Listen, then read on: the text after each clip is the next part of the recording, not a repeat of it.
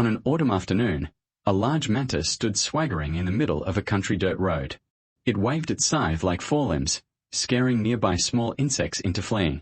Holding its head high, it thought itself invincible.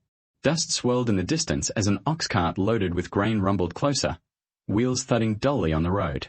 The mantis stood on tiptoe to look, but instead of fearing, its competitive spirit flared up.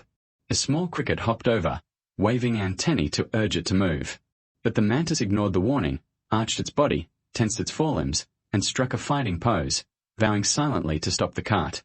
As the cart drew near, its huge wheels loomed larger. The mantis glared fiercely at the wheels, forelimbs trembling slightly, yet it gritted its teeth and refused to back down, determined to take on the cart. The mantis lunged suddenly, ramming its forelimbs hard against the wheel. But the wheel rolled right over it, bending its forelimbs and sending it tumbling twice into roadside grass. The mantis lay there, grimacing in pain, rubbing its bent limbs and whimpering softly. The cricket hopped over to nudge it, eyes full of worry. A woodcutter carrying firewood passed by, bent down to check on the mantis. The mantis looked up, eyes brimming with grievance, as if asking why it failed to stop the cart. The woodcutter pointed at the receding cart and sighed helplessly. "You're so weak, yet you insisted on opposing an unbeatable cart. How could you not get hurt?" The mantis hung its head, staring at its bent limbs, finally realizing its arrogance and overestimation of its own strength. The cricket waved antennae, as if comforting it. That evening, the mantis rested in the grass to heal. Ants and ladybugs it had scared away earlier brought it small insects and dewdrops.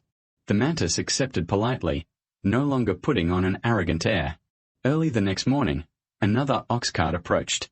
At the sound of wheels, the mantis hopped quickly into roadside grass, watching quietly as the cart passed, never again foolishly trying to block the way. A small bird swooped down to catch insects in the grass.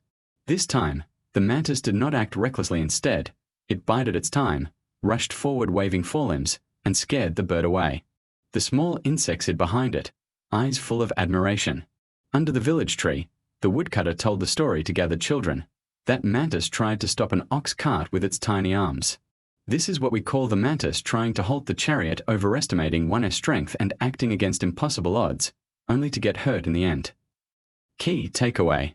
The mantis trying to halt the chariot means overestimating one's power, acting against the inevitable, and being destined to fail.